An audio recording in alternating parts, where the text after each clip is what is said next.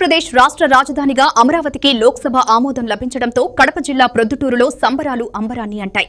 TDP శ్రేణులు పెద్ద ఎత్తున రోడ్లపైకి వచ్చి బాణాసంచా కాల్చి కేక్ కట్ చేసి తమ ఆనందాన్ని పంచుకున్నారు. ప్రొద్దుటూరు ఎమ్మెల్యే తనయుడు టీడీపీ రాష్ట్ర కార్యదర్శి నంద్యాల కొండారెడ్డి పార్టీ నాయకులు కార్యకర్తలతో కలిసి ఈ వేడుకల్లో పాల్గొన్నారు. స్థానిక గాంధీ రోడ్డులో గాంధీ విగ్రహం వద్ద జాతీయ జెండాలతో జై అమరావతి నినాదాలు చేశారు. ఈ సందర్భంగా నంద్యాల కొండారెడ్డి మాట్లాడుతూ రాష్ట్ర విభజన తర్వాత ఆంధ్రప్రదేశ్ కు స్పష్టమైన రాజధాని లేకపోవడం బాధాకరమని అన్నారు.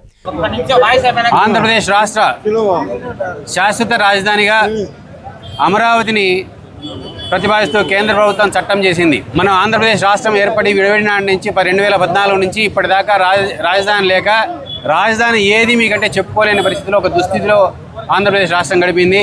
2014లో చంద్రబాబు గారు అధికారంలోకి వచ్చిన తర్వాత అమరావతిని రాజధానిగా ఏర్పాటు చేసిన తర్వాత 2019 ఎలక్షన్ సందర్భంలో జగన్మోహన్ రెడ్డి అమరావతి రాజధానిగా ఉంటుందని ప్రజలకు అంతా మభ్యపెట్టి ఓట్లు సంపాదించుకున్న తర్వాత అమరావతి రాజధాని కాదు, రాజధాని 3 రాజధానులు ఉంటాయి, 30 రాజధానులైనా ఉండొచ్చు, ఇంకా అసలు అమరావతికి రాజధాని అనేది అసలు రాజ్యాంగంలో లేదు, ఉండాల్సిన అవసరం లేదు, రాజధాని అనేది ఊహాజనితమైనది రాజధాని ఎక్కడ అని చెప్పుకుంటే రాజధాని పేరు ఎందుకు ఉండాలా? మీకు రాజధాని ఏదని జగన్మోహన్ రెడ్డి ఇప్పుడు అడిగితే ఎప్పుడైనా చెప్పినాడు రాజధాని ఏదని? మా రాజధాని ఊహాజనితమైంది, మా రాజధాని గాలిలో ఉంటుంది, లేకపోతే మా రాజధాని నీళ్ళలో ఉంటుందని. మళ్ళా దాన్ని 3 రాజధానులు ఉంటాయి, విశాఖపట్నంలో ఉంటుంది, విజయవాడలో ఉంటుంది, కర్నూలులో ఉంటుంది అని చెప్పినాడు. మరి దానికి అట్లా ఊహాజనితంగా ఉండేదానికి 3 రాజధానులు ఎందుకు ఉండాలా, 30 రాజధానులు ఎందుకు ఉండాలా?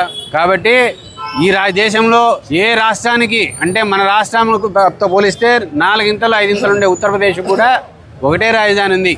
కాబట్టి ఒకటే రాజధాని, అభివృద్ధి చెందే రాజధాని. అమరావతి రాజధాని అంటే ప్రజలు ఉండాలా, ఆడ ప్రజలు నివాసయోగ్యంగా ఉండాలా, అధికారిక ఆవాసాలు ఉండాలా, అధికారిక కార్యాలయాలు ఉండాలా, వీటితో పాటు ఉద్యోగ కల్పనకు వ్యాపారాలకి అభివృద్ధి చెందే విధంగా ఉంటే రాజధానిని ఆ రాజధాని వల్ల కానీ ఆ పట్టణం వల్ల కానీ ఇప్పుడు హైదరాబాద్కు వలసపోయి జీవనోపాధిని సంపాదించుకుంటున్నారు.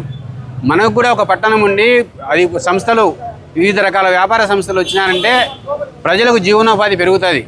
ఇప్పటికీ మన ఆంధ్రప్రదేశ్ రాష్ట్ర ప్రజలు హైదరాబాద్ కానీ లేకపోతే మద్రాసు కానీ బెంగళూరుకి పోతున్నారు, సాఫ్ట్వేర్ కానీ ఇంకోటి అది. కాబట్టి ఇట్లాంటి సంస్థలన్నీ మన దేశంలో మన రాష్ట్రంలో కూడా వస్తే ఒక రాజధాని ఒక ఇంకా అభివృద్ధి పట్టణాలు అభివృద్ధి చెందితే అక్కడికి వ్యాపార సంస్థలు వచ్చినాయంటే ప్రజలకు జీవనోపాధి దొరుకుతుంది. వీళ్ళు విమర్శ చేసేది అంటే అసలు అమరావతిని కడితే నీకు సాధ్యమవుతుందా? అమరావతి కట్టే శాశ్వతం కాదు. ఈ దేశ చరిత్రలో ప్రపంచంలో కూడా ఎక్కడనే కానీ కేవలం పూలింగ్లో డబ్బు పే చేయకుండా అమరావతిని ఊరికేనే ప్రభుత్వానికి అప్పగించినది ఏకైక రాజధాని చోట ఆంధ్రప్రదేశ్ మాత్రమే. అది చంద్రబాబు నాయకత్వంలో మాత్రమే సాధ్యమైంది. ఎవరు ఇది చేసి చూపించాలని నరేంద్ర మోడీ చేయలే, లేకపోతే ఇంకొకటి అమెరికన్ కంపెనీ వాళ్ళు కూడా చేయలే. ప్రపంచంలో ఎక్కడా జరగలే. కేవలం చంద్రబాబు నాయకత్వాన్ని నమ్మి ప్రజలు ఉచితంగా ప్రభుత్వానికి భూములు ఇచ్చినారు. భూములు ఇచ్చి అభివృద్ధి చేసి వాళ్ళకి మళ్ళీ ప్లాట్లు ఇస్తామని చెప్పి 34,000 ఎకరాలు 33,000 ఎకరాలు దాదాపు ప్రజల నుంచి వచ్చింది. ప్రభుత్వ భూమి ఇంకొక 15,000 ఎకరాలు చేసి 50,000 ఎకరాలు అప్పటికే చేసినారు.